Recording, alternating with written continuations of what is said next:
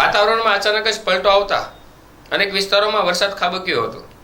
જ્યારે ભાવનગરના સાંજના સમયે જવાહર મેદાન ખાતે અમુક યુવકો ક્રિકેટ મેચ રમી રહ્યા હતા તે દરમિયાન ભાવનગર શહેરના સાંજના સમયે વીજળીના કડાકા ભડાકા સાથે ધોધમાર વરસાદ વરસ્યો હતો।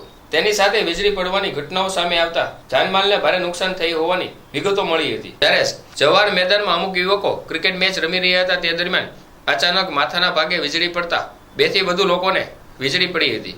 ત્યારે ઇજાગ્રસ્ત લોકોને સારવાર માટે ભાવનગરની સલટી હોસ્પિટલ ખાતે ખસેડવામાં આવ્યા હતા, જેમાં વધુ ઇજાગ્રસ્ત અશોકભાઈ બાલાભાઈ ડાબી અને ખેંગારભાઈ મકવાણાને સારવાર માટે હોસ્પિટલ ખસેડવામાં આવ્યા હતા। જ્યારે ઉત્તમભાઈ હિંમતભાઈ ચૌહાણ, ધવલભાઈ ચાવડા અને ચેતનભાઈ સોલંકીને સામાન્ય ઈજા થઈ હતી।